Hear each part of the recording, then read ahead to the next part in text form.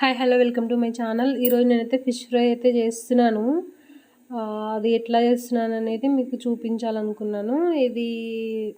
దీనిలో కొన్ని టిప్స్ ఉంటాయి కదా, అవైతే మాత్రం మా అమ్మ షాపు వాళ్ళ దగ్గర, ఫ్రై షాప్ ఉంటుంది కదా, వాళ్ళ దగ్గర పోయి కనుక్కుందనమాట.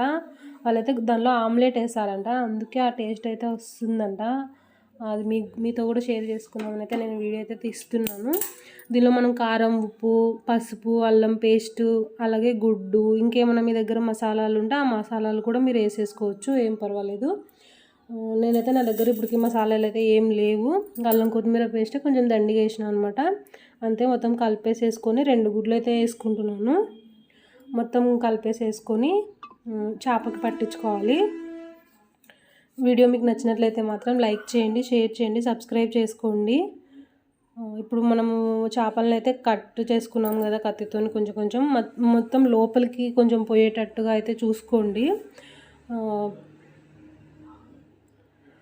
లోపలికి పోయేటట్టు చూసుకుంటే మనం ఫ్రై చేసుకున్నప్పుడు మామూలుగా బయట కొనుక్కుంటే ఎట్లా ఉంటుందో సేమ్ అట్లాగే ఉంటుంది. మనం ఇప్పటి నుంచి ఇంట్లోనే చేసేసుకోవచ్చు. ఇంకా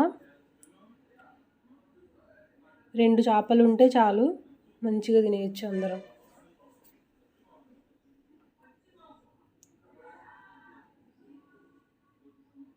మొత్తం లోపలికి కూడా పెట్టేసేసుకోండి, కొంచెం మంచిగా పెట్టేసేసుకొని నేనైతే మాత్రం మధ్యాహ్నం తెచ్చిచ్చినారు నాకు. మధ్యాహ్నం తెచ్చిచ్చినప్పుడు ఇవి అట్లా పెట్టేసి ఫ్రిడ్జ్లో పెట్టేసినాను. ఫ్రిడ్జ్లో పెట్టేసి రాత్రి అందరు తినేటప్పుడు అయితే కాల్చిన అనమాట.